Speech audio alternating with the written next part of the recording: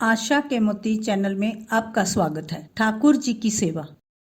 एक व्यक्ति कहीं से 1 लाख रुपए का रूहानी इत्र लेकर आए थे, क्योंकि उन्होंने संत श्री हरिदास जी महाराज और बांके बिहारी के बारे में सुना था कि उनके मन में आया कि मैं बिहारी जी को ये इत्र भेंट करूं। तो इस इत्र की खासियत ये होती है कि अगर बोतल को उल्टा कर देंगे तो भी इत्र धीरे धीरे गिरेगा और इसकी खुशबू लाजवाब होती है। ये व्यक्ति वृंदावन पहुंचा। उस समय संत जी एक भाव में डूबे हुए थे। संत देखते हैं कि राधा कृष्ण दोनों होली खेल रहे हैं। जब उस व्यक्ति ने देखा कि ये तो ध्यान में है, तो उसने वह इत्र की शीशी उनके पास रख दी और पास में बैठकर संत की समाधि खुलने का इंतजार करने लगा। तभी संत देखते हैं कि राधा जी और कृष्ण जी एक दूसरे पर रंग डाल रहे हैं। पहले कृष्ण जी ने रंग से भरी पिचकारी राधा जी के ऊपर मारी और राधा रानी सर से लेकर पैर तक रंग में रंग गई। अब जब राधा जी रंग डालने लगी तो उनकी कुमोरी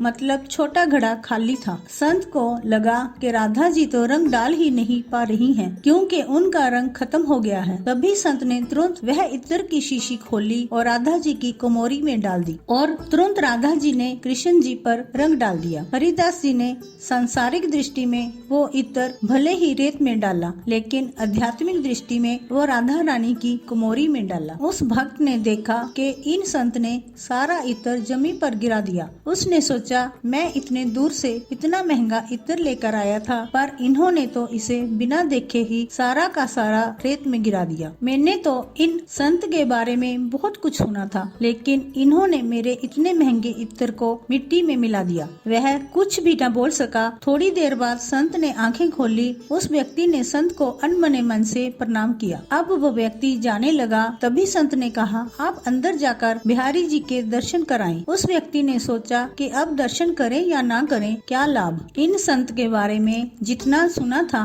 सब उसका उल्टा ही पाया है। फिर भी चलो चलते समय दर्शन कर लेता हूँ, क्या पता अब कभी आना हो या ना हो। ऐसा सोचकर वह व्यक्ति बांके बिहारी जी के मंदिर में अंदर गया तो क्या देखता है कि सारे मंदिर में वही इत्र महक रहा है। और जब उसने बिहारी जी को देखा तो उसे बड़ा आश्चर्य हुआ। बिहारी जी सर से लेकर पैर तक इत्र में नहाए हुए थे। उसकी आंखों से प्रेम के आंसू बहने लगे और वह सारी लीला समझ गया। तुरंत बाहर आकर संत के चरणों में गिर पड़ा और उन्हें बार बार प्रणाम करने लगा और कहता है, संत जी मुझे माफ कर दीजिए, मैंने आप पर अविश्वास दिखाया। संत ने उसे माफ कर दिया और कहा कि भैया, तुम भगवान को भी संसारिक दृष्टि से देखते हो, लेकिन मैं संसार को भी आध्यात्मिक दृष्टि से देखता हूँ। बोलिए बांके बिहारी लाल की जय।